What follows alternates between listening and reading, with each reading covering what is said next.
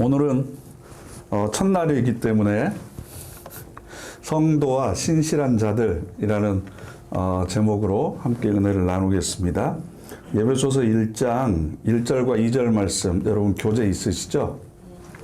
거기에 1절과 2절 함께 읽겠습니다. 바울입니다. 하나님의 뜻을 따라 된 그리스도 예수님의 사도입니다. 에베소서에 있는 성도들이요 그리스도 예수님을 믿는 분들에게 이 편지를 보냅니다. 은혜와 평화가 여러분에게 하나님 우리 아버지와 주 예수 그리스도님으로부터 내리기를 빕니다. 아멘. 1절부터 도치법이 있죠. 바울입니다. 뜬금없이 제일 앞에 나와 있어요. 그러고 나서 이 바울이 자기 자신이 어떤 사람인지를 소개하는 글이 뒤에 따라 나와요. 하나님의 뜻을 따라 된 그리스도 예수님의 사도 바울입니다. 이러면 어색하지 않는데 바울입니다. 이렇게 돼 있어요. 왜냐하면 편지는 항상 자기 이름을 먼저 밝히도록 하는 것이 그때 당시의 풍습이었기 때문에 이렇게 되어 있습니다. 그래서 오늘은 성도라고 하는 이 단어를 집중적으로 한번 생각해 보려고 그럽니다. 현재 교회 내에서 성도라고 하는 단어를 좀 은근히 기피하는 경향들이 있어요. 그래서 예를 들면 누구누구 성도님 이렇게 우리 잘 안 부르죠. 그래서 저한테 심지어 그렇게 얘기하시는 분도 있어요. 교회 다닌 지 3년 됐고 5년 됐는데 아직도 성도라고 부르기는 좀 그러니까 집사 직분 주시면 안 돼요? 그래서 집사나 권사로 불려져야 뭔가 내가 어느 정도 단계에 이르고 성숙한 것처럼 여겨지지 성도라고 하는 호칭이 뒤에 붙으면 여전히 아직은 좀 초보고 뭘 잘 모르고 미숙한 뭐 이런 이미지가 그 성도라고 하는 단어 속에 들어있거든요. 그래서 우리가 누구누구 성도님이라고 부르는 것을 약간 좀 꺼려하고 또 그렇게 불려질 것 자체를 좀 어색해하는 그런 경향들이 있는 것 같아요. 그래서 저희 아내는 항상 자기가 성도라는 걸 주장합니다. 자기는 집사도 아니고 권사도 아니고 그냥 성도다 그리고 평신도다 라고 하는 걸 얘기하는데 이 성도가 거룩할 성자를 쓰잖아요. 그러니까 거룩한 사람 혹은 거룩한 무리라고 하는 그런 의미를 가지고 있는데 이게 사실은 사도 바울의 신학에 있어서나 우리 신앙에 있어서 성도라고 하는 단어가 굉장히 중요한 의미를 가지고 있습니다. 왜냐하면 그 단어 자체가 가지고 있는 의미가 바로 저와 여러분의 정체성이기 때문이에요. 나는 어떤 사람인가. 사도 바울이 쓴 서신은 대부분 기록한 목적이 있습니다. 그래서 데살로니가 전서와 후서 같은 경우에는 데살로니가에 있는 교회가 예수님의 재림에 관해서 이런저런 이야기들이 굉장히 많았어요. 그러니까 그런 문제를 바로잡아 주기 위해서 데살로니가 전서와 후서를 쓴 거고요. 고린도 전서와 후서 같은 경우에는 고린도 교회가 그렇게 많은 성령의 은사가 있었음에도 불구하고 파벌들이 있었잖아요. 그죠? 바울파, 아볼로파, 게바파, 아니다 나는 그리스도파다. 그래서 서로 싸우고 사회법정에 고소하는 일들이 있었고 은사 문제로 누가 낫냐 누가 못하냐 이런 얘기가 있었고 또 바울의 사도권에 대해서 여러 가지 의문점들이 있었고 그래서 그것들을 해명하기 위해서 쓰여진 책이 고린도전서와 고린도후서입니다. 그리고 갈라디아서 같은 경우에는 갈라디아가 이방 지역에 있는 교회이기 때문에 유대인이 아닌 사람이 그리스도인이 됐을 때 할례를 행해야 되느냐 말아야 되느냐 율법을 지켜야 되느냐 말아야 되느냐 이걸 가지고 또 굉장히 교회가 시끄러웠기 때문에 그 문제를 바로잡아 주기 위한 목적으로 갈라디아서를 썼습니다. 그리고 디모데 전후서나 디도서 같은 경우에는 개인 서신, 사람한테 쓴 거거든요. 그러니까 특별한 목적이 있어서 쓴 책들이 대부분인데 에베소서 같은 경우에는 해결해야 될 어떤 현실적인 문제가 있어서 쓴 책이 아니고 하나님의 자녀가 된 우리가 이 세상을 살아가면서 하나님의 자녀로서 어떤 특권과 어떤 영광을 누리면서 살아가야 되는지 또 하나님의 자녀인 우리가 하나님으로부터 보장된 혹은 하나님으로부터 받은 약속이 무엇인지, 그리고 그것을 현실에서 어떻게 누리면서 살아가는지, 이 내용이 담겨져 있거든요. 그러니까 예수 그리스도의 십자가를 통해서 하나님의 자녀가 되어서 하나님으로부터 약속받은 혹은 하나님으로부터 보장받은 그 특권과 영광이 무엇이고, 그리고 그것을 어떻게 현실을 살아가면서 우리가 누리면서 살아가야 될지, 그리고 이것들을 보장받은 사람들이 누구냐? 그러면 바로 성도다라는 게 성도. 그러니까 다른 서신서와는 다르게 예배소서에서 이 성도라고 하는 이 단어는 사실은 예배소서 전체의 내용을 담고 있는 가장 중요한 핵심 개념이라고 할 수 있습니다. 그런데 우리는 보통 성도라고 그러면 뭐 성도라고 하는 단어뿐만 아니라 내가 믿음 생활한다 혹은 내가 신앙 생활한다 그러면 우리는 어떻게 생각하냐 그러면 나는 이제 죽어서 천국 간다. 나중에 내가 하나님 나라 간다. 이 정도 생각합니다. 물론 그 말이 틀린 것은 아닙니다. 그러면 죽기 전까지 이 세상을 살아가면서 더 없이 복되고 영광스러운 것들을 우리에게 하나님께서 허락하셨는데 왜 그건 우리가 누리고 살아가지 못하는지. 그죠? 신앙생활을 하는 여러분들도 주변에 교회 안 다니는 사람들 있잖아요.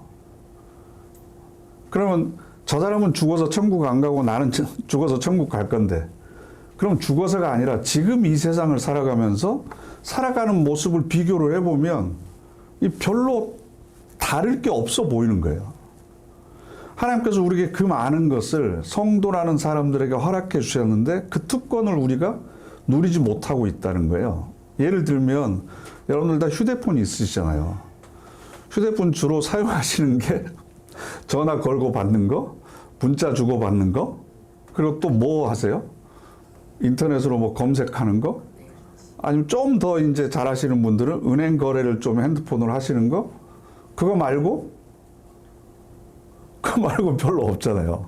근데 핸드폰에 있는 기능이 일반 컴퓨터에 있는 것을 그대로 옮겨 놓을 정도로 어떤 앱을 깔았느냐에 따라서 그 기능이 굉장히 많이 확장되어 있는데 우리는 그것을 제대로 활용하지 못하는 거죠. 그러니까 핸드폰의 기능이 100이라고 한다면 실제로 그것을 사용하는 사람들은 1이나 2 정도밖에 사용을 하고 있지 못하는 거예요. 이것과 똑같다는 거죠. 하나님께서 우리에게 너무나 많은 선물을 허락해 주셨는데 그 안에 들어있는 선물 보따리 안에 들어있는 선물이 무엇인지도 모르고, 왜냐면 아직 열어보지도 못하고 있고, 그러다 보니까 사용하지도 못하고 있고, 그래서 세상을 살아가는데 교회 신앙생활 하는 사람이나 안 하는 나나 뭐가 다른가 생각을 해보면 별로 내가 무슨 특권이나 영광이나 하나님의 신실한 약속이나 이런 것들을 내가 누리면서 살아가지 못하고 있는 거예요. 그러다 보니까 오로지 그래 이렇게 사는 거야 다. 죽어서 그래도 나는 하늘나라 가잖아. 이걸로만 위안을 삼고 있다는 거예요. 그러다 보니까 안타까운 건 구체적인 삶에서 우리의 믿음이 작동하지 못하기 때문에 내 삶의 변화가 일어나지 않는다는 겁니다. 20년, 30년, 40년 신앙생활 해도 신앙생활 시작할 때와 지금의 내가 별로 달라 보이지 않는 거죠. 주변에 있는 사람들도 오랜만에 만나면 야, 역시 교회 다니더니 오랜만에 보니까 또 달라진 것 같아. 이런 얘기가 아니고 옛날이나 지금이나 다 똑같네? 이런 얘기를 듣는 거죠. 그래서 오늘 말씀을 보면 성도라고 하는 호칭 앞에 붙어 있는 게 뭐냐 그러면 하나님의 뜻을 따라 된 그리스도 예수님의 사도입니다. 사도 바울이 그렇게 소개를 하죠. 예배수스에 있는 예페수스에 있는 성도들이요 그리스도 예수님을 믿는 분들에게 이렇게 되어 있어요. 성도들은 어떤 사람들이에요? 그리스도 예수님을 믿는 분이다.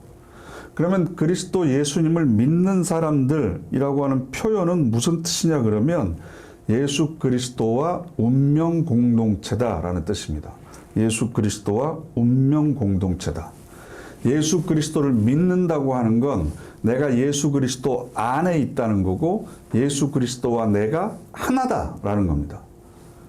이게 믿음의 궁극적인 경지입니다. 내가 그리스도 안에, 그리스도가 내 안에 있는 것이 예수 그리스도를 믿는 거고 예수 그리스도와 하나 되어 있는 겁니다. 그렇기 때문에 예수 그리스도 안에 있으면 예수님이 누리는 지위와 영광과 특권을 똑같이 누리기 때문에 우리가 하나님으로부터 보장받은 그 어떤 것도 세상은 빼앗을 수 없습니다. 로마서 6장에 있는 말씀, 이 말씀이 좀 더 자세히 설명을 하고 있기 때문에 함께 읽어보실까요? 아니면 여러분은 모르십니까?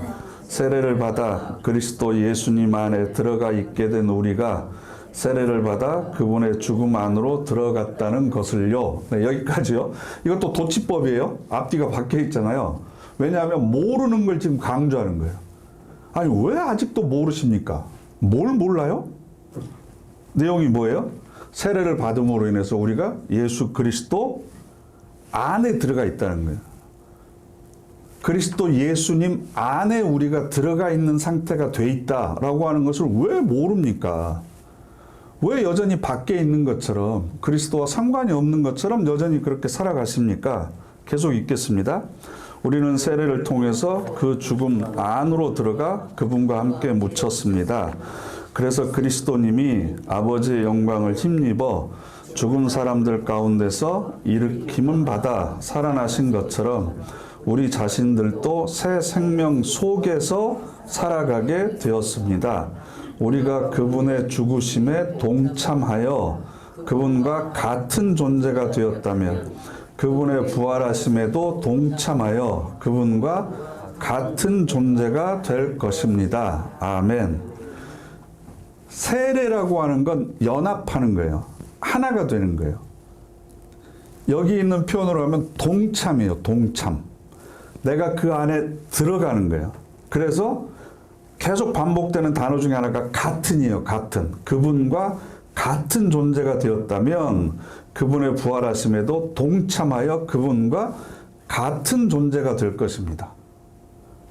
이게 로마서 6장 3절부터 5절에 있는 내용이에요. 내가 예수를 믿는다고 하는 건 지식으로 예수님이 나를 위해서 죽으셨어. 이걸 지식으로 아는 것을 믿는다고 하는 게 아니라 내가 그리스도 안에 있는 거고 그분과 운명 공동체가 돼서 내가 세례를 받을 때 예수님하고 같이 죽었고, 그죠? 예수님께서 부활하실 때 나도 거기 동참해서 같이 살아나게 됐다.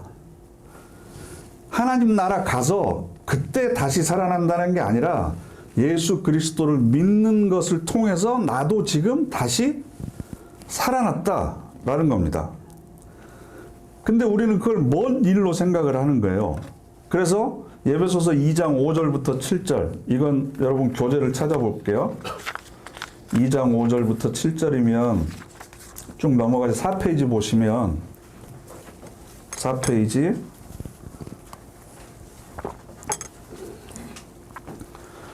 4페이지 2장 5절부터 7절 함께 읽겠습니다.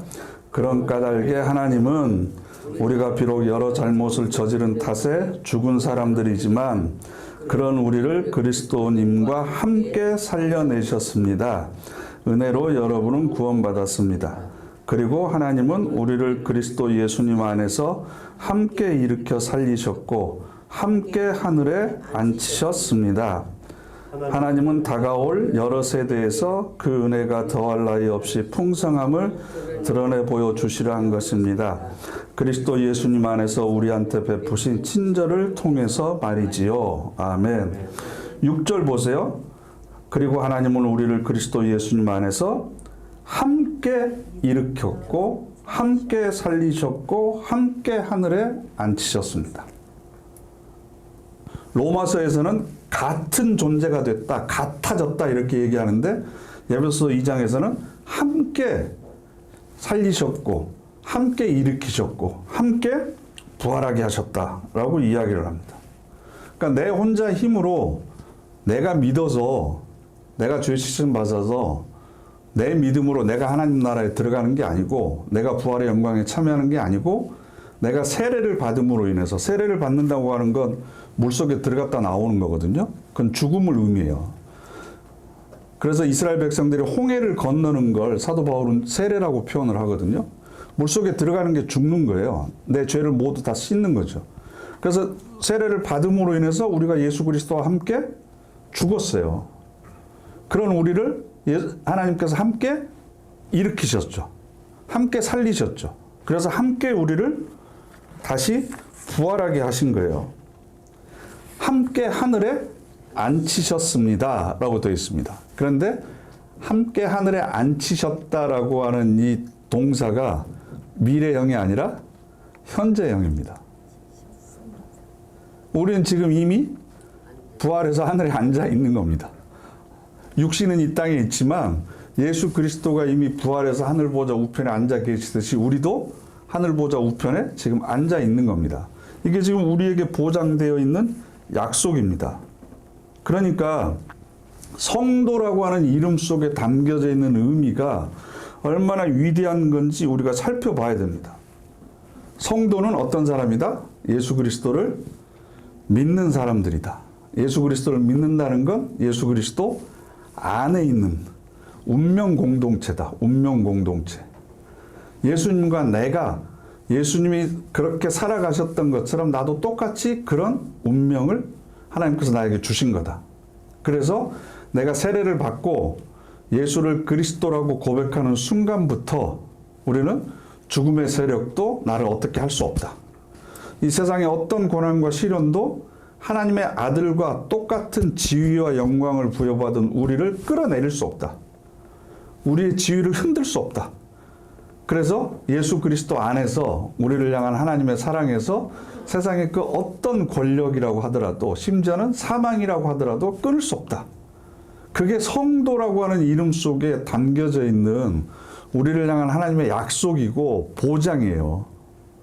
그러니까 사실은 누구세요? 라고 물어보면 무슨 권사입니다, 장로입니다 보다도 저는 무슨 성도입니다 라고 이야기하는 게 굉장히 큰 자랑이 돼야 되거든요. 나는 이런 약속을 보장받은 사람입니다. 나는 이런 영광 가운데 앞으로 살아갈 존재입니다. 그래서 어떤 실수나 어떤 실패나 어떤 좌절도 우리를 다시 그 자리로 끌고 내려가지 못합니다. 왜냐하면 예수님과 우리는 운명 공동체이기 때문에. 그러면 이런 얘기를 하면 꼭 이런 질문을 하는 분들이 있어요. 아, 그럼 목사님 이제 죄를 지어도 다시 괜찮겠네요. 빼앗을 수 없는 약속이 보장되어 있으니까 죄 지어도 괜찮지 않을까요? 뭐 이런 얘기를 하시는 분들이 있습니다. 짓궂은 얘기죠. 예를 들어서 잔치집에 들어가려고 흙탕물 속에서 놀고 있는 애를 데리고 와가지고 씻겨가지고 깨끗한 옷을 입혔어요. 그럼 잔치 자리에 가야 되잖아요. 근데 안 가고 또 흙탕물에 들어가서 놀고 있으면 어떡해요? 그 여러분들이 부모면 어떻게 하겠어요? 안 데리고 가요? 모른 체 하시겠어요? 하나님이시라면 어떻게 하겠습니까? 또 씻겨야지. 또 씻겨야죠. 근데 그냥 씻기겠어요? 혼내면서. 그렇죠. 매를 한 번이라도 때리고 씻기겠죠. 그런 과정들이 있는 거죠. 그러니까 왜 이런 질문을 하냐 그러면 우리가 구원을 받은 것이 죄 씻음을 받았다. 그래서 우리는 하나님 나라 간다. 이 정도로만 구원의 의미를 좁게 알고 있는 거예요. 그러니까 우리가 구원을 받았으면 구원이라고 하는 것이 꺼냄을 받는 거거든요. 건져 올리다라는 뜻이에요. 물속에 빠져 있는 사람을 건져 올리다.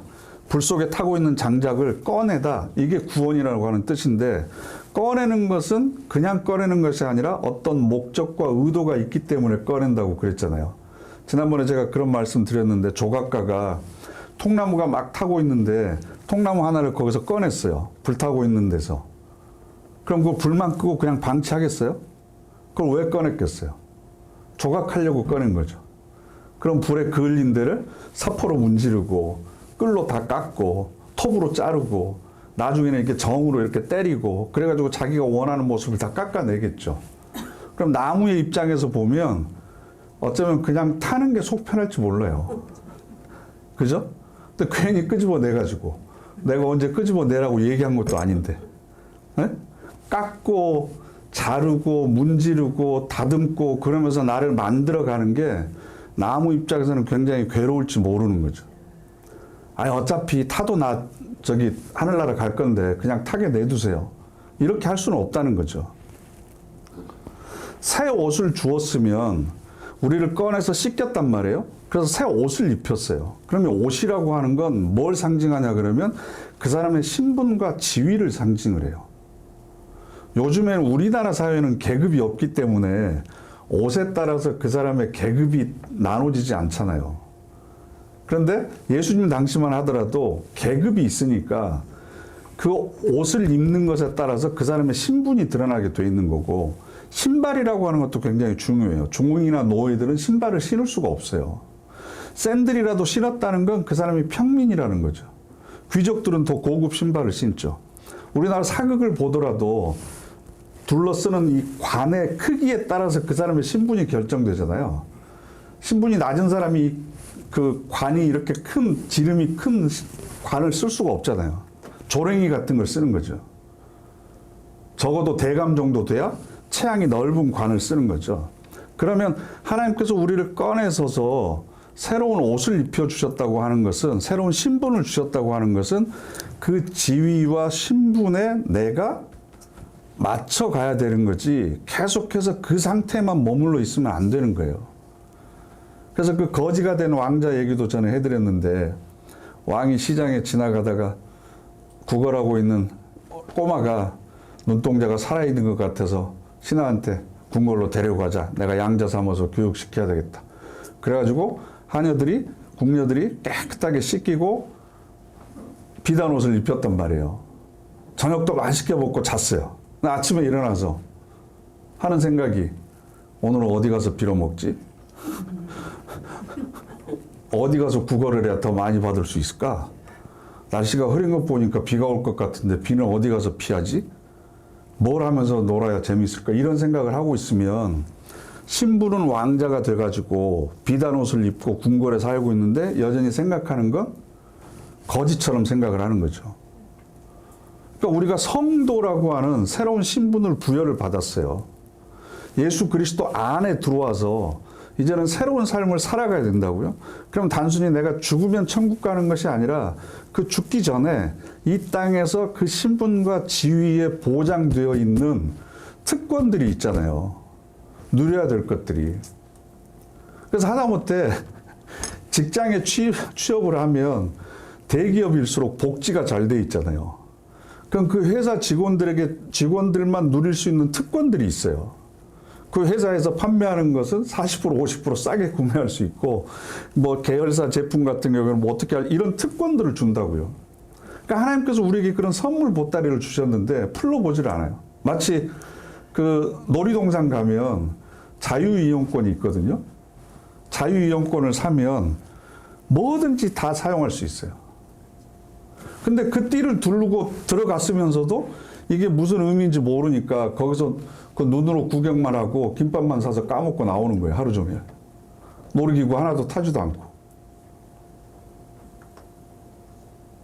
그러면서도 재밌었다라고 얘기를 하면 이미 허락되어 있는 것을 누리지 못하는 정말 가난하고 궁핍한 신앙생활을 우리가 하는 것과 마찬가지죠.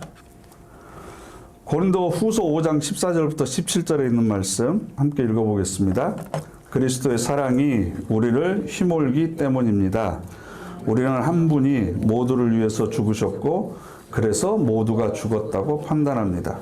곧 그리스도님이 모든 사람들을 위해서 죽으신 것입니다. 그것은 산 사람들이 더는 자신들을 위해서 살지 않고 자신들을 위해 죽으셨다가 살아나신 그 분을 위해서 살게 하시려는 것입니다. 그러므로 우리는 이제부터 어떤 사람도 사람들의 기준에 따라 알지 않습니다. 우리가 전에는 그리스도님까지 사람들의 기준에 따라 알았더라도 이제 더는 그렇게 알고 있지 않습니다. 그래서 누구라도 그리스도님 안에 있으면 그는 새로운 창조물입니다. 옛 것들은 지나갔습니다. 보십시오. 새 것들이 되었습니다. 아멘. 저하고 여러분은 새로운 창조물이에요. 헌 거예요, 새 거예요? 새 거예요. 전에는 우리가 사람들의 기준에 따라서 알았어요. 사람들의 기준에 따라서 알았는데 이제는 하나님의 시각으로 보는 거죠. 왜냐하면 우리가 다 성도들이니까. 우리가 같은 교회에서 신앙생활을 하는 사람들이 아니라 그냥 밖에서 만났다고 생각을 해보세요. 그럼 세상적인 사람들의 기준을 가지고 서로 평가를 하겠죠. 저 사람이 나하고 생각이 같은지, 지위는 어떤지, 취미가 뭔지, 그래서 같이 어울릴 만한 사람인지 어쩐지 이런 걸 가지고 판단을 하는 거죠. 근데 그게 아니고 우리 모두가 다 성도다. 성도에게 보장되어 있는 지위와 특권과 영광과 하나님께서 우리에게 허락하신 하늘의 모든 영적인 복을 우리가 누리고 있는 그런 공통 분모를 가지고 있는 사람들이다. 그런 관점을 가지고 서로를 바라봐야 된다라는 겁니다. 물론 아직도 인간적인 면들이 있죠. 아직도 깎이지 않는 부분들이 있고 아직도 우리가 노력해야 될 부분들이 있지만 지금은 그렇지만 결국은 나중에 예수 그리스도처럼 영광스럽게 변모돼서 우리도 예수 그리스도와 함께 하늘 보좌에 같이 앉을 사람들이다. 이게 우리에게 허락하신 거다. 그런데 신앙생활을 하면서도 이 성도라고 하는 단어가 가지고 있는 의미를 모르고 있기 때문에 사실은 여러분들하고 제가 만나서 얘기를 하다 보면 신앙적인 열등감들을 다 가지고 있어요.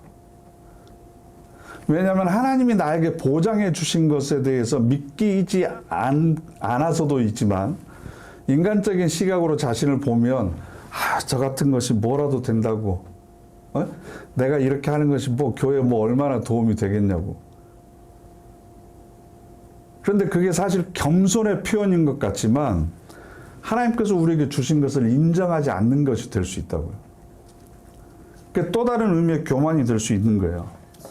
저 같은 것이 뭐 교회에 도움이 되겠습니까? 그냥 가만히 있다가 천국이라 가면 되는 거죠. 그래서 사실은 내가 누려야 될 것들, 섬기고 또 해야 될 것들을 방치하는 경우들이 많이 있다는 거죠. 그래서 베드로전서는 이렇게 표현을 합니다. 함께 읽겠습니다. 베드로입니다. 예수 그리스도님의 사도입니다. 여러분이 선택받은 것은 하나님 아버지의 미리 아심을 따라서 성령님의 거룩하게 하심으로 된 일입니다. 여러분으로 하여금 예수 그리스도의 핏부림에 참여하도록 하시기 위해서였지요. 은혜와 평화가 여러분에게 더해지기를 빕니다. 네, 여기까지는 인사말이에요. 인사말. 그러고 나서 2단부터 잘 보세요. 함께 읽겠습니다. 찬양 받으시기를 빕니다. 하나님 곧 우리 주 예수 그리스도의 아버지는 하나님은 자신의 크고 한결같은 사랑을 따라 우리를 다시 태어나게 하셨습니다. 그리하여 우리가 살아있는 희망을 갖게 하셨습니다. 죽은 사람들 가운데서 예수 그리스도님이 부활하심을 통해서요. 또 썩지 않고 더럽혀지지 않고 시들지 않는 상속을 받게 하셨습니다. 그것은 여러분을 위해 하늘에 보존되어 있습니다. 네, 여기까지만 보시더라도 우리를 다시 태어나게 하셨죠? 새로운 희망을 갖게 하셨어요. 뭘 통해서요? 부활을 통해서. 이것도 지금 도치법이 되어 있어요. 예수 그리스도님이 부활하신 것을 통해서 우리에게 살아있는 희망을 갖게 하셨습니다. 살아있는 희망을 주셨어요. 또 썩지 않고 더럽혀지지 않고 시들지 않는 상속을 우리에게 받게 하셨어요. 누구한테요? 성도들에게. 그게 지금 하늘에 보존되어 있습니다. 그 다음 읽겠습니다. 여러분은 하나님이 능력으로 지켜주셔서 믿음을 통해 구원에 이르도록 해주신 분들입니다. 그 구원은 마지막 때에 드러나도록 준비되어 있는 것입니다. 이러한 까닭에 여러분은 기뻐 뜁니다.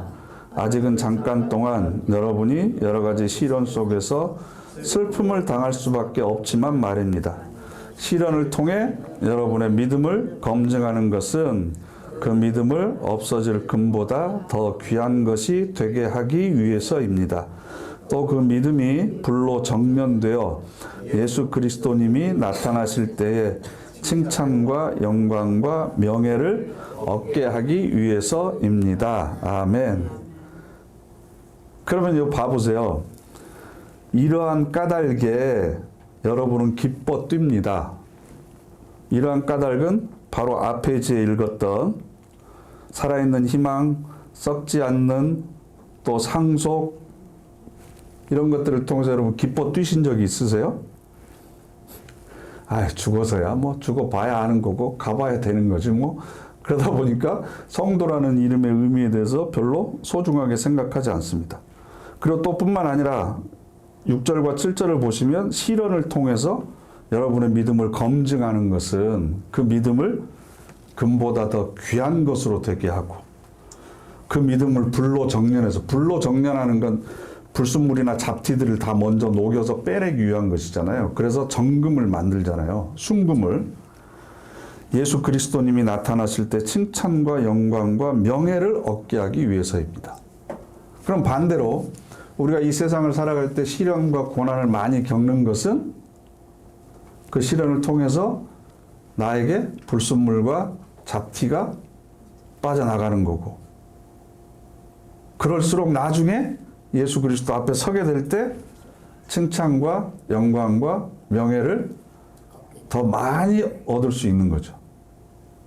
그러니까 우리가 일부러 병들고 일부러 고난당하고 일부러 실패할 필요는 없지만, 하나님께서 허락하시는 고난과 시련이라고 한다면, 야, 나중에 내가 칭찬과 영광과 명예를 더 많이 얻을 수 있도록 하시기 위해서 나를 지금 단련해 가시는구나.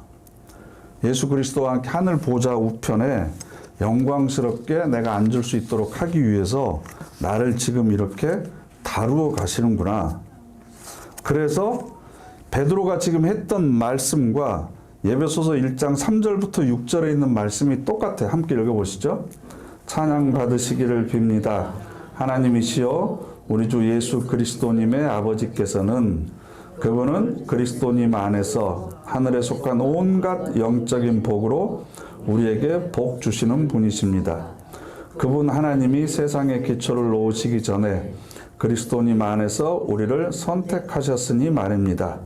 우리가 그분 앞에서 거룩하고 흠잡힐 데 없게 하시려고 사랑 안에서 하나님은 미리 정하시기를 예수 그리스도님을 통하여 우리를 하나님의 자녀로 삼기로 하신 것입니다. 하나님이 기뻐하시는 뜻에 따른 것이지요. 우리가 하나님의 은혜의 영광을 찬양하도록 하시기 위해서였습니다. 그 은혜는 사랑하시는 아들 안에서 우리에게 그냥 베푸신 것입니다. 아멘. 우리가 그분 앞에 섰을 때 거룩하고 온전해서 흠잡을 데가 없는 존재가 되도록 사랑 안에서 우리를 지금 자라게 하신다. 성숙되게 하신다. 그러면 지금 내가 살아가면서 겪는 모든 일들은, 그걸 내가 원하는 일이든 원하지 않는 일이든 나를 칭찬과 영광과 명예를 얻게 하기 위한 하나님의 세심한 간섭이고 사랑의 손길이다라는 겁니다. 그래서 하나님은 우리를 취소하지 않습니다. 놓치지도 않습니다. 예수 그리스도가 하늘 보좌 우편에 앉은 것처럼 우리도 반드시 그 자리까지 우리를 데리고 가실 것입니다. 그러니까 우리가 매일매일 보내는 이 하루하루가 그냥 보내는 하루하루가 아니고 쌓여져 가는 거죠. 1년, 2년 지나고 나니까 머리만 휘어지고 주름살만 늘어나는 것이 인생이 아니고, 속이 더 깊어지고 더 멋있어지고 더 풍성해지고 더 아름다워지는 것이 인생입니다. 그게 우리 성도들이 걸어가는 삶이죠. 그걸 놓치고 있다는 거예요. 그러니까 우리가 해년마다 나는 1년 동안 얼마나 영적으로 성숙했는가, 얼마나 더 깊어졌는가, 얼마나 믿음이 있어서 자라났는가, 품을 수 없는 사람들을 얼마나 더 많이 품고 이해할 수 없는 것들을 더 많이 이해하고 그리스도의 마음을 내가 얼마나 더 많이 닮아갔는가를 계속 이렇게. 저희 어렸을 때 저희 집에 마당이 있었는데 감나무가 6, 7개 있었거든요. 근데 그 감나무가 종류대로 있었어요. 그러면 이제 요즘에 보면 이제 감이 이렇게 달리잖아요. 푸른 감이 이렇게 조금씩 익어가기 시작을 하는데, 어렸을 때는 이 단감하고 홍시감하고를 잘 구별을 못 하잖아요, 처음에. 홍시감, 단감은 다 익었는데, 홍시감은 여전히 풀어가지고 이렇게 길쭉하잖아요. 그럼 그 혹시 따서 이렇게 먹어보신 적 있으세요? 그 맛이 어때요? 떫고, 아유, 그 복잡 오묘한 그 맛을 어떻게 떡더름하고 좀 그렇잖아요. 근데 이 단감 말고 이 홍시가 여름에 폭풍우나 비바람을 견디고 또 가을이 돼서 온도가 떨어지면 아침에 서리를 견디고 그러면서 이 떫은 게 하나씩 하나씩 빠져가잖아요. 그래서 나중에 따가지고 아랫목에 좀 놔두면 그게 익어가지고 언제 이게 그런 맛이었느냐 싶게 굉장히 달잖아요. 맛있잖아요. 아, 홍시가 갑자기 또. 그러니까 우리는 늙어가는 게 아니라 익어가는 것입니다. 그러니까 그저 의미 없이 하늘나라 갈 날만 그냥 견디고 참고 있는 게 아니라 내 안에 떫고 쓰고 안 좋은 맛이 다 하나씩 하나씩 빠져가서 점점 이렇게 익어가는 거죠. 하나님이 보시기에 좋게. 그래서 나중에 그 하나님의 보좌 우편에 앉을 만한 자격이 있는 사람으로, 그리고 하나님의 나라를 상속으로 물려받을 만한 그런 격이 있는 사람으로 우리가 지금 하나씩 하나씩 갖추어져 가고 있는 겁니다.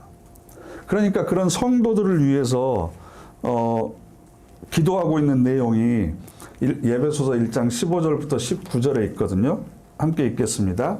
이 때문에 주 예수님에 대한 여러분의 믿음과 모든 성도에 대한 사랑을 듣고서 내가 기도할 때마다 기억하면서 여러분을 두고 감사드리는 것을 멈추지 않고 있습니다.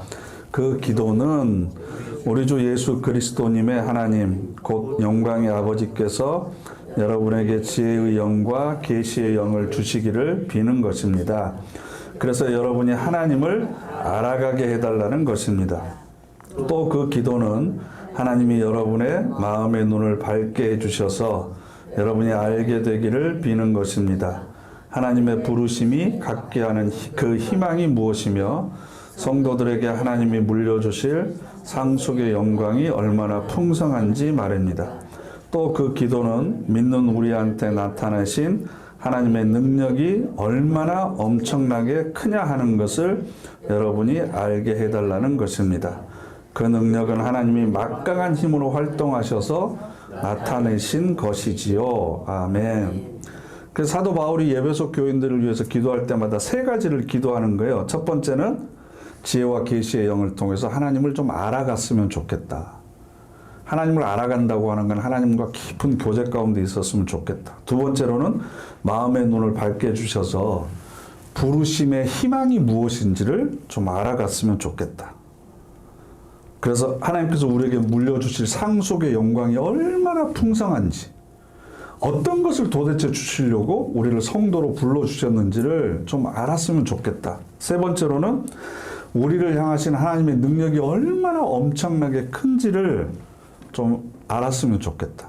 그리고 그 막강한 힘과 능력이 지금 우리 안에서 얼마나 막강한 힘으로 활동하고 있는지를 좀 볼 수 있었으면 좋겠다. 이게 예배소 교인들을 위한 사도 바울의 기도의 내용입니다.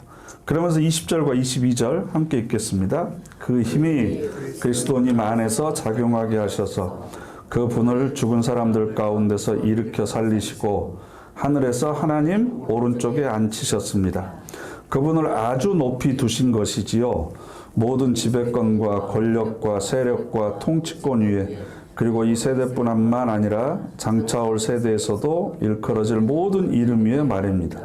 또 모든 것을 하나님은 그리스도님의 발 아래 두셨습니다. 그리고 그분을 모든 것 위에 머리로 삼으셔서 교회에 주셨습니다. 아멘.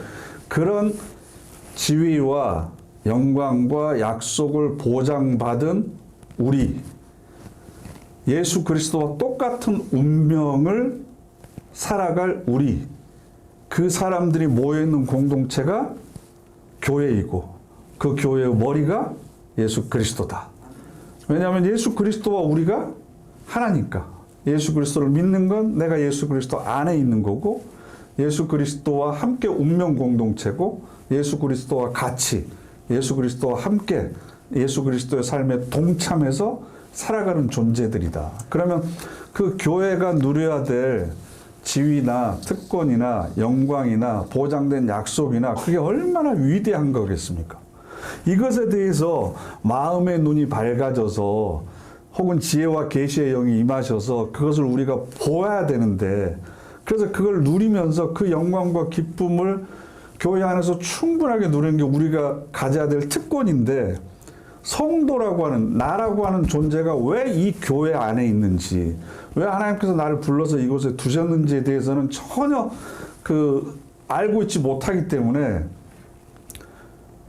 정말 별것도 아닌 하찮은 것 가지고 네가 옳으네 내가 반대구나, 네가 틀리네 내가 옳으네 그러고 있는 거죠. 네? 보장되어 있는 특권들 그리고 내가 누려야 될 영광들에 관해서는 전혀 이게 관심이 없고, 서로 우리가 점점 익어가야 되는데 단물과 쓴물이 점점 쓴물과 떫은 물이 다 빠져가면서 점점 하나님의 거룩하심과 온전하심으로 서로가 점점점 채워져가는 모습을 보면서, 야, 우리가 서로 이렇게 자라가고 있구나. 이런 것들이 우리에게 서로 간증이 되고 자랑이 돼야 되는데, 그런 것들로 우리 교회가 채워져 있지 못하고 있는 것이 너무나 안타까운 거죠. 물론 살아가면서 갈등이 있고 문제도 있고 때로는 눈물도 흘리고 한숨도 쉽니다. 그러나 이 모든 것들이 다 정련돼서 하나님 앞에서 칭찬과 명예와 영광을 받기 위해서 우리를 다루시는 하나님의 손길이다. 예수 그리스도를 머리로 해서 우리 모두가 다 지금 함께 자라가고 있다. 그래서 온전한 믿음과 사랑의 봉사로 그리스도의 몸을 지금 우리가 함께 세워가는 존재다. 그러면 어떻게 하면 우리가 이 특권들을 신앙생활을 통해서 누리게 될 것인가? 성도로서 살아간다고 하는 것이 어떤 의미인가? 이것을 앞으로 에베소서를 통해서 하나씩 우리가 나누도록 하겠습니다. 그래서 그 기쁨, 우리만 누릴 수 있는 그 특권을 마음껏 누리는 그런 저와 여러분 되시기를 바랍니다. 기도하겠습니다.